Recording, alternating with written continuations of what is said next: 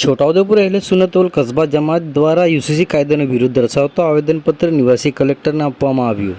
છોટાઉદેપુર અહેલે સુન્નતોલ કસ્બા જમાત દ્વારા આજ રોજ રાજ્યમાં યુનિફોર્મ સિવિલ કોડ યુસીસી લાગુ કરવાના શરૂ થયેલા કવાયત સામે પોતાનો વિરોધ દર્શાવતું આવેદનપત્ર જિલ્લા સેવા સદન ખાતે નિવાસી કલેક્ટરને આપવામાં આવ્યું હતું, જેમાં તેઓ દ્વારા લેખિત તેમજ મૌખિક રજૂઆત કરતા જણાવ્યું હતું કે રાજ્ય સરકાર દ્વારા રાજ્યમાં યુસીસી લાગુ કરવાની કવાયત ચાલી રહી છે તે ખરેખર ગેરબંધારણીય છે।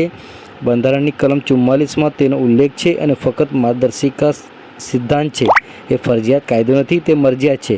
કલમ 25, 26, 28 અને 29 મુજબ દરેકને પોતાના ધર્મના રીત રિવાજ મુજબ અનુસરવાની છૂટ છે। રાજ્યમાં યુસીસી લાગુ કરવામાં આવે તો કલમ 25, 26, 28 અને 29નું ઉલ્લંઘન થાય તેમ છે, જેથી આ કાયદાને રાજ્યમાં ના લાગુ કરવા વિનંતી સાથે આ કાયદા સામે પોતાનો વિરોધ દર્શાવ્યો હતો। આ પ્રસંગે અહેલે સુન્નતોલ કસ્બા જમાતના પ્રમુખ ઝહીરભાઈ સૈયદ, ઉપપ્રમુખ અખ્તરભાઈ ભગત, સમીર ખાન પઠાણ, અઝહરુદ્દીનભાઈ મલેક તેમજ કમિટીના અન્ય સભ્યો ઉપસ્થિત રહ્યા હતા। આવો સાંભળીએ આ અંગે અહેલે સુન્નતોલ કસ્બા જમાતના પ્રમુખ ઝહીરભાઈ સૈયદ શું કહી રહ્યા છે, સાંભળો તેઓના મુખે।